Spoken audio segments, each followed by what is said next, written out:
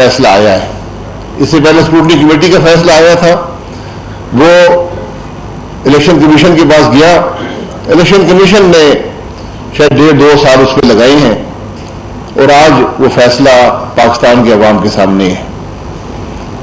और इस फैसले में जो सबसे बुनियादी बात यह है कि वो आदमी इमरान खान, वो जमात पीटीआई जो पिछले उनकी सियासत ही इस बात पर है कि दूसरे चोर हैं, इनके मुंह से ये लफ्ज कहते हुए थकते नहीं है। आज ये साबित हो गया कि इस मुल्क में सबसे बड़ा चोर इमरान खान है, सबसे बड़ी चोर जमात पीटीआई है। और ये मामूली चोरी नहीं है। जो रिकॉर्ड इलेक्शन कमीशन ने जमा किया है 150 करोड़ रुपया, 150 करोड़ रुपया इमरान खान ने उन जराए से हासिल किया जो पाकिस्तान का कानून जिसकी इजाजत नहीं देता। इसमें $5 मिलियन डॉलरों में आए, 22 करोड़ रुपया आया और 8 लाख पाउंड आए। कि 150 करोड़ रुपए की रकम जो है ये इमरान खान ने हासिल की उन जराए से जिनको पाकिस्तान का कानून इजाजत नहीं देता कि वो पाकिस्तान की किसी भी पॉलिटिकल पार्टी को फंडिंग कर सकें। इनमें हिंदुस्तानी शहरी भी शामिल हैं, इसमें इजरायली शहरी भी शामिल हैं। दूसरों पर गद्दारी का इल्जाम लगाने वाले आज इन बातों का जवाब दें कि हिंदुस्तानी और इजरायलियों से फंडिंग हासिल करके वो किसका काम कर रहे थे। अमेरिका से जो फंडिंग आई उसकी एक बड़ी लंबी तफसील है। 2 कंपनी अमेरिका में बनाई गई, कनाडा में बनाई गई, ऑस्ट्रेलिया में, पता नहीं कौन से ममालिक में, कौन सा मुल्क है जहां नहीं बनी। और सब धोखा देने के लिए हर कंपनी के आगे पीटीआई लिखा होता था। क्या कानून इस बात की इजाजत देता है? ये कंपनियां वहां पर गैर मुल्कियों से रकम भी लेती थी और गैर मुल्की कंपनियों से रकम भी लेती थी। 34 गैर मुल्की शहरी जिनमें हिंदुस्तानी और इजरायली भी शामिल हैं और 351 गैर मुल्की कंपनियां। पाकिस्तान का कानून एक गैर मुल्की कंपनी से भी पैसा लेने की इजाजत नहीं देता। पाकिस्तान का कानून एक भी गैर मुल्की शहरी से कोई रकम हासिल करने की इजाजत नहीं देता। यहां पर 34 गैर मुल्की कंपनियां और 34 गैर मुल्की शहरी हैं, 351 कंपनियां हैं। कंपनी की रकम इसलिए ज्यादा है कि कंपनी में पता नहीं चलता कि इसके अंदर कौन से लोग हैं, कौन से ममालिक है जो ये फंडिंग दे रहे हैं, सिर्फ कंपनी का नाम आता है। जो एक बड़ा नाम आया जो वुटान क्रिकेट क्लब है, ये केमन आइलैंड की कंपनी है, इससे तकरीबन 55 करोड़ रुपया इमरान खान को भेजा गया और आज कहते हैं जी ये क्रिकेट के पैसे थे, ये फलाह बहबूद के पैसे थे। अगर फलाह बहबूद के पैसे थे तो 55 करोड़ रुपया पाकिस्तान की एक सियासी जमात के अकाउंट में कैसे आया? वो फलाह बहबूद के कामों में जाता ना। तो हर अमल जो है, हर बात जो है वो यहां पर झूठ ही बोली जाती है और बात सिर्फ यहां रुकती नहीं है। अभी तो 68 सफे का फैसला है, इसको हम जरा इसको सही तरह से एनालाइज करके तो हकायक पाकिस्तान के अवाम के सामने रखेंगे। लेकिन जो सतही तौर पर इसको देखा है तो एक तो ये वाज़ेह है कि कम से कम 150 करोड़ रुपया या शायद इससे भी ज्यादा इमरान खान ने गैर मुल्की शहरियों और गैर मुल्की कंपनियों से हासिल किया, जिसके बारे में पाकिस्तान का कानून बिल्कुल वाज़ेह है कि आप एक पैसा भी गैर मुल्की कंपनी, गैर मुल्की हुकूमत, गैर मुल्की शहरी से नहीं ले सकते। अगर आप लेंगे, ये कानून की सरीहन खिलाफवर्जी है।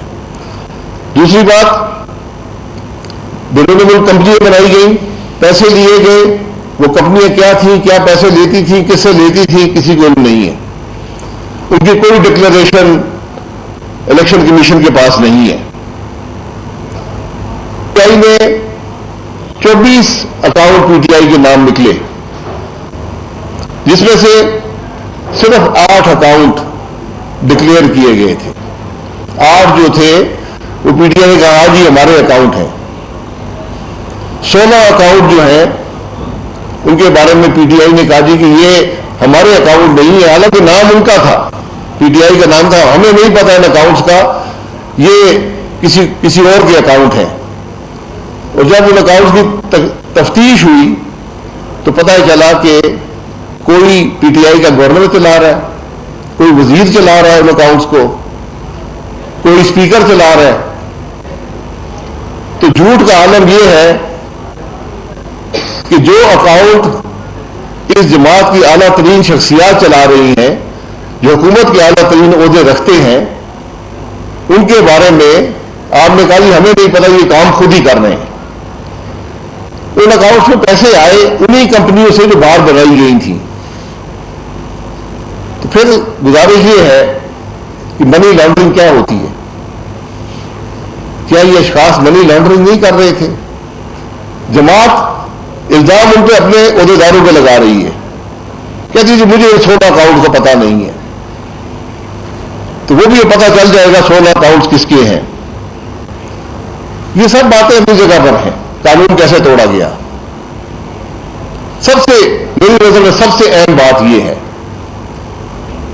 5 साल ये जो सारा मामला है ये सिर्फ 2014 तक है, उससे आगे का नहीं है। 2014 के बाद क्या हो वो भी एक दिन पाकिस्तान के अवाम के सामने आएगा। ये मामला जो अकबर एस बाबर साहब ने रिकॉर्ड दिया, जो कंप्लेंट की, सिर्फ 2014 तक है। आज 2022 है, इसके बीच में जमात 4 साल हुक्मरान भी रही है। क्या करती रही है? जो जब हुक्मरान नहीं थी तो ये काम करती रही है, जो आज जिसकी एक सतही तौर पर अवाम के सामने आया है। हकायक जब तफ्तीश होगी इससे बहुत बड़े हकायक निकलेंगे।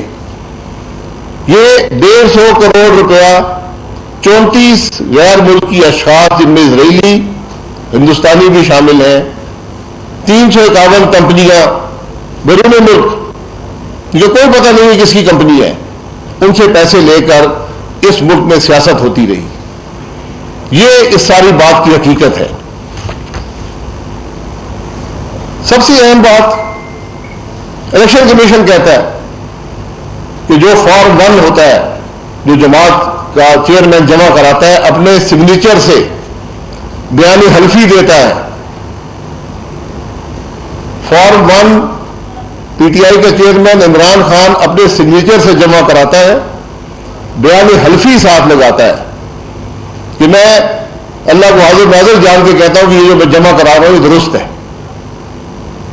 इलेक्शन कमीशन कहता है दोनों जाली हैं, दोनों झूठे हैं। जो मुल्क का वज़ीर-ए-आज़म रहा हो, जो पार्टी का चेयरमैन हो, आज इससे क्या साबित होता है कि आपने जो फॉर्म 1 जमा कराया वो भी जाली है, आपने जो बयान हल्फी दिया वो झूठा है। अब आ जाए सादिक और अमीन पर। क्या इससे साबित नहीं होता कि कौन सादिक है, कौन अमीन है? इस मुल्क के सुप्रीम कोर्ट ने खुद ट्रायल कोर्ट बनकर इस मुल्क के वज़ीर-ए-आज़म को इस बात पर सियासत से ताहियात अलहदा किया कि उसने 10 साल पहले अपने बेटे की कंपनी से वीजा लेने के लिए जो उसने डायरेक्टरशिप हासिल की थी, उसकी फीस ना ली, उस पर उसको आपने कहा कि सादिक और अमीन नहीं है। तो आज इमरान खान सादिक और अमीन हो सकता है? जो 5 साल झूठे फॉर्म 1 जमा कराता रहा, जो झूठे बयान हल्फी जमा कराता रहा। और ये मैं नहीं कहता, ये इलेक्शन कमीशन कह रहा है, अपनी रिपोर्ट में कह रहा है। तो अब फैसला पाकिस्तान की अवाम के सामने है, क्योंकि बात सिर्फ कानून की नहीं है,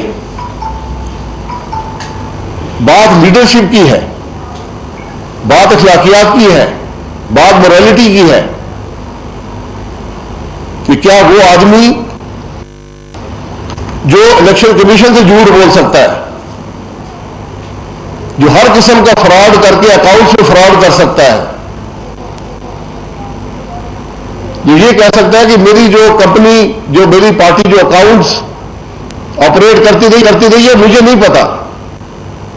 जब तफ्तीश होती है तो उसी के सब पैरोकार, जो कोई वजीर बने हुए हैं, कोई सफीर बने हुए हैं, कोई मुशीर बने हुए हैं, कोई गवर्नर है, कोई स्पीकर है, कोई वजीर है, नाम उनके निकलते हैं। तो ये एक पूरे फ्रॉड की एक साजिश है जो आज पाकिस्तान के अवाम के सामने आई है। ये सिर्फ इलेक्शन के कानून की खिलाफवर्जी नहीं है, ये मुल्क के आईन को सिर्फ तोड़ना नहीं है, ये एक साजिश है कि बैरूनी शख्सियात से, बैरूनी कंपनियों से फंडिंग हासिल करके पाकिस्तान के अंदर सियासत की गई, पाकिस्तान के अवाम से झूठ। ये क्यों बंद करते हैं?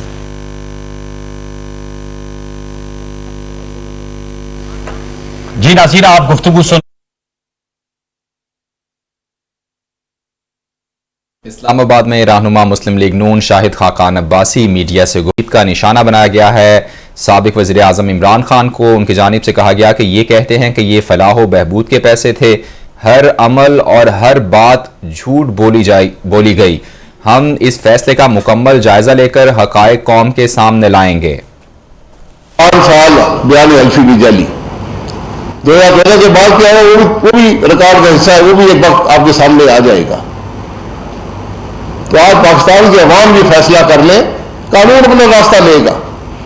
आज फैसला पाकिस्तान की अवाम का है कि क्या वो एक झूठे साजिशी शख्स को इस मुल्क में सियासत की इजाजत होनी चाहिए या नहीं। मैं फिर गुजारिश कर दूं, हमारे मुल्क में बड़ी वाज़ेह फैसले हैं, सुप्रीम कोर्ट का खुद फैसला है कि सादिक और अमीन क्या होता है। क्या कानून दोहरा होता है? नवाज शरीफ के लिए और कानून है, इमरान खान के लिए और कानून है। आज ये सवाल भी उठता है। तो आज फैसला इलेक्शन कमीशन के पास जो है वो है, जो कानून में करना वो है। आज मुकदमा पाकिस्तान के अवाम की अदालत में चला गया है, वो अपना फैसला खुद कर लें। बहुत शुक्रिया जी। आप क्या करेंगे इस केस पर? पाकिस्तान मुस्लिम लीग इस केस को आगे लेके जाएगी? ये पाकिस्तान मुस्लिम लीग का काम नहीं है। अकबर असबाबिर साहब ने इसकी कंप्लेंट की थी, इलेक्शन कमीशन ने रिपोर्ट बना दी है, फैसला दे दिया है। अब कानून अपना रास्ता लेगा। वो क्या रास्ता है ये आपको वक्त पे नजर आएगा। उसमें इलेक्शन कमीशन का क्या रोल है, हुकूमत का क्या रोल है, अदालतों का क्या रोल है, ये सब कानून के मुताबिक। आप इस वक्त आप उसके अधीन हैं, बल्कि आपके पास है हुकूमत, और तौर पे क्या एक्शन लेंगे? देखिए, मैं ये आपको बता रहा हूँ, जो भी कानूनी रास्ता हुआ उसका तयन जो है वो लीगल एक्सपर्ट करेंगे, वजारत कानून करेगी और अदालतें करेंगी। इलेक्शन कमीशन की जानिब से ये रिपोर्ट फेडरल गवर्नमेंट को भेज दी गई है।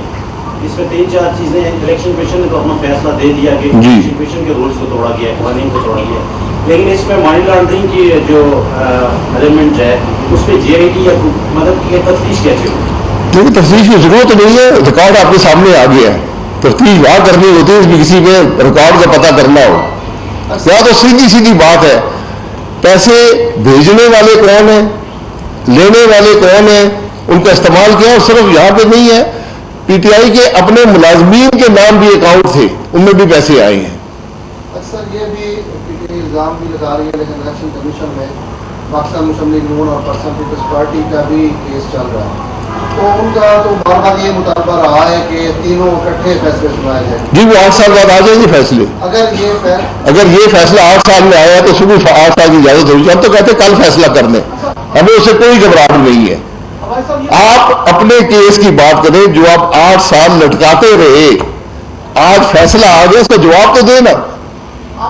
इसका ये हजरात ये बताएं कि ये पैसे लिए गए हैं या नहीं लिए गए, ये अकाउंट उनके हैं या नहीं है। इमरान खान ने जाली बयान अल्फी जमा कराया या नहीं कराया, झूठा फॉर्म 1 जमा कराया या नहीं कराया, सवाल तो ये है। इस रिपोर्ट में जो सवालात है उसके जवाब जरा दे दें। क्रिकेट क्लब का $2.2 मिलियन 55 करोड़ रुपया पीटीआई को वसूल हुआ या नहीं हुआ, ये बातें, असल बातें ये हैं। 150 करोड़ रुपया कम से कम इस रिपोर्ट के अंदर शामिल है, जो 34 शख्सियात जिनका पाकिस्तान से कोई ताल्लुक नहीं है, 351 कंपनियों जिनका पाकिस्तान से कोई ताल्लुक नहीं है, वो पीटीआई को भेज रही है ताकि मुल्क में सियासत करें। तो क्या ये 351 कंपनी और 34 शख्सियात मुल्क में सियासत कर रही हैं? कानून क्यों बनता है कि बैरूनी पैसा आप नहीं ले सकते, ताकि किसी इजरायली, किसी हिंदुस्तानी, किसी और मुल्क का असर पाकिस्तान की सियासत पे ना हो। तो सर ये बताइएगा कि आप नहीं समझते कि ये फैसला तो होम्योपैथिक टाइप का फैसला है, सिर्फ शो का नोटिस जारी किया गया है, और पार्टी को क्या मशवरा देंगे, मिठाई खा लेंगे, अभी सब्र करेंगे? देखिए, मिठाई ये खाने की बात नहीं है, ये हम सब के लिए, पूरे मुल्क के लिए शर्म का मुकाम है। ये हमारे लिए लम्हा फिक्रिया है कि एक ऐसा लीडर, एक ऐसी जमात जो ये काम कर सकते हैं, वो मुल्क के साथ क्या करते रहे हैं।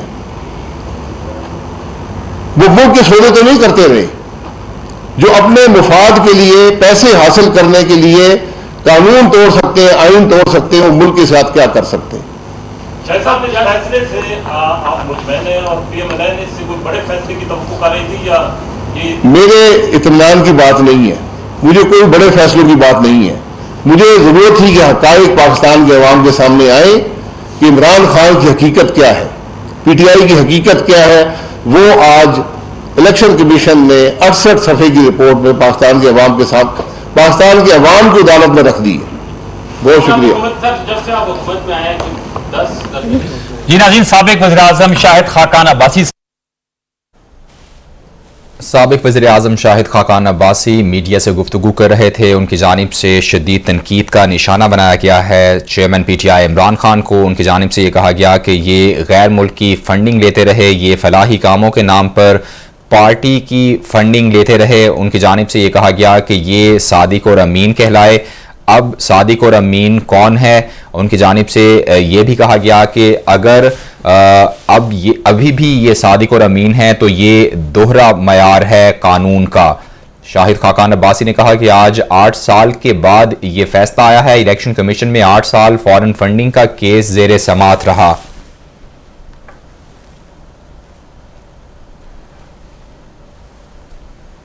फैसला आ गया, अब अदालत कानून अपना रास्ता लेगी। आखिरी सवाल सर, जी, आखिरी सवाल ये है कि जो बयान गलत साबित हुआ है वो कार्रवाई करें। बहुत शुक्रिया जी।